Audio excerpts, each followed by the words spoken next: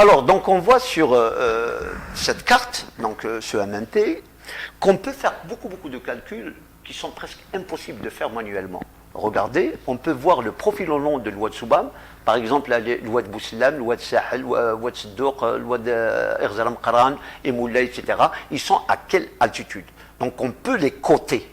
Nous pouvons faire beaucoup de calculs, par exemple, quelle est la surface de l'oued Soubam?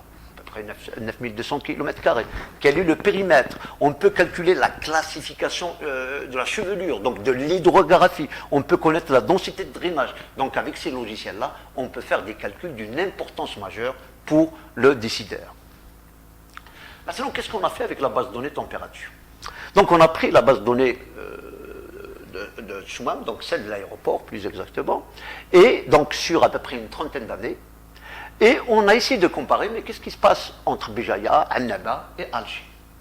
Alors, on a vu que sur les températures moyennes annuelles, quelle que soit l'observation, à partir de 1982, il y a une tendance à l'augmentation sur les trois stations. C'est-à-dire que l'Algérie commence à chauffer, a commencé à chauffer à partir des années 82. Mais pour quelle raison? Ça a été corrélé avec l'indice qu'on a vu tout à l'heure de l'oscillation atlantique. Cette oscillation nord-atlantique a fait une inversion de couche vers 1982 qui est très corrélable avec ce qu'on observe au niveau de toutes les stations algériennes. Ça n'a pas été observé seulement sur la température moyenne annuelle, mais ça a été observé aussi sur les températures maximales annuelles. Les températures maximales étant les températures les plus hautes observées pendant le mois. Donc on a observé qu'à partir de 1982, il y a une tendance à l'augmentation de la température. Qu'est-ce qu'on a observé? Là maintenant, on va s'intéresser seulement à la station de Béjaïa. On a regardé les températures nocturnes. Sur une trentaine d'années, on a des nuits plus chaudes en été. On a observé qu'il y a plus de journées caniculaires pendant toutes les 30 dernières années. On a observé aussi sur une année assez pluvieuse, le taux cumulé de pluviométrie entre le 5 avril et le 2 octobre, que 90% de la pluviométrie, on l'a eu seulement presque en un mois. C'est-à-dire que le taux de pluviométrie qu'on reçoit sur une année, réellement, on le reçoit seulement pendant un mois. Ce qui démontre une chose, c'est qu'on obtient souvent, quand il y a de la forte pluviométrie, on a des inondations. Pour quelle raison? Parce que ça tombe vers une période qui est assez chaude. Et quand la pluviométrie tombe d'une rapidité assez extraordinaire, le sol n'a pas le temps d'absorber ou de faire l'infiltration. Donc ça s'écoule et on retrouve tout ça en plein air. Alors, aussi toujours sur les jours de pluie, on a moins de jours de pluie. Rappelez-vous tout à l'heure, l'augmentation de la température, c'est vers 1982. Eh bien, depuis 1982, on a moins de jours de pluie qu'auparavant. On a plus de jours d'orage. On l'a démontré. Pourquoi? Parce que la pluviométrie, c'est sur une courte période.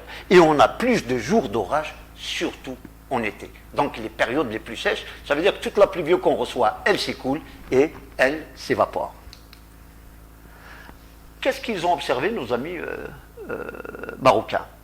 Sur deux bassins, la nappe de l'Haouz et la nappe du Seyss, ils ont observé qu'il y a, déjà depuis 1980, ils ont eu un abattement de la nappe phréatique qui est presque de 15 mètres. Mais celle qui faisait le plus peur, c'est la nappe de Seyss qui a eu un rabattement à peu près de 40 mètres, ce qui est extrêmement important. Qu'est-ce qu'ils ont observé, nos amis tunisiens?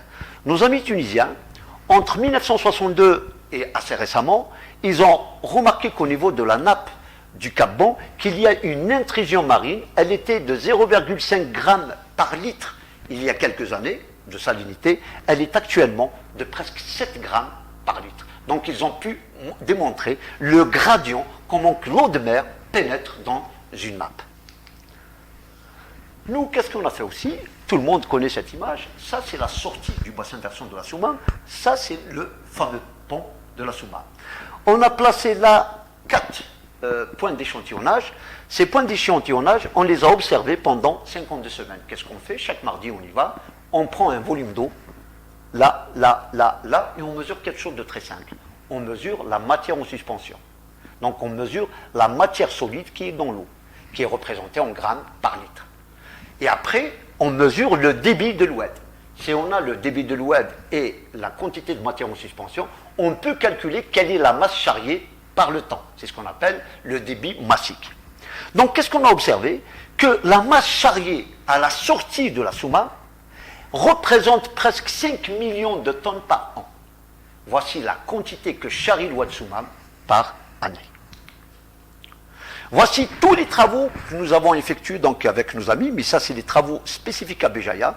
Donc on a regardé presque un petit peu de tout, hein. On a regardé ce qui se passe au niveau de la pluviométrie, on a essayé de redéterminer quels sont les plateaux climatiques que nous avons, donc évidemment on les a subdivisés au niveau de tout le bassin, on a regardé de très près ce qui se passe en termes de pollution des eaux de surface et quelle est l'interaction qu'il y a entre la pollution d'eau de surface et la pollution de nappe. Et on a regardé aussi comment évoluent les relevés piézométriques, on a regardé comment évoluent les niveaux des nappes phréatiques au niveau du bassin. Mais surtout, et on va le voir aussi, nous avons corrigé les bases de données climatiques.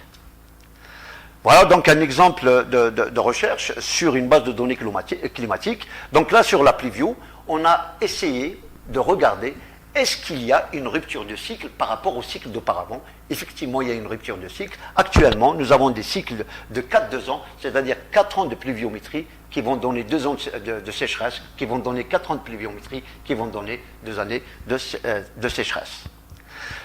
Évidemment, on n'a pas fait que ça, on s'est amusé à les regarder. Maintenant, si notre eau de la Soumam est aussi polluée, donc tout va se retrouver au niveau de l'embouchure.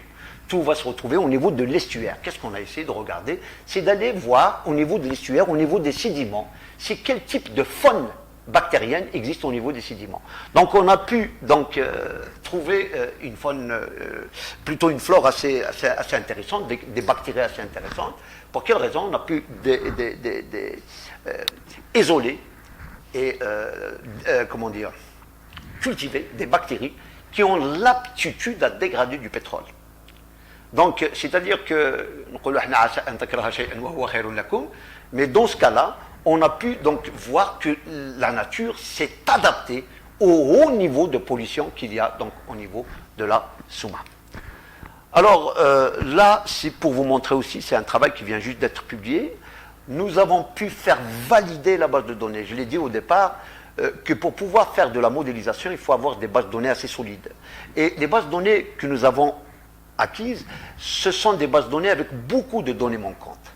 Et reconstituer les données manquantes est un vrai travail de mathématiques, mais l'importance, c'est que plus vous validez une base de données, plus vous pouvez faire de la modélisation qui va vous donner une analyse à tendance assez proche de la réalité. Donc, c'est un travail d'équipe. Il y a beaucoup de gens qui ont travaillé autour de cette dimension. Donc il y avait des hydrauliciens, des biochimistes, des biologistes, des microbiologistes, des chimistes, des physiciens. Donc comme vous voyez, c'est un travail multidisciplinaire. Je tiens à saluer toute cette dimension scientifique et humaine, parce que pour moi, ce n'était pas seulement une dimension scientifique et professionnelle, mais surtout avec beaucoup d'amitié qu'on a pu donc mener ces travaux. Je vous remercie et à la prochaine conférence.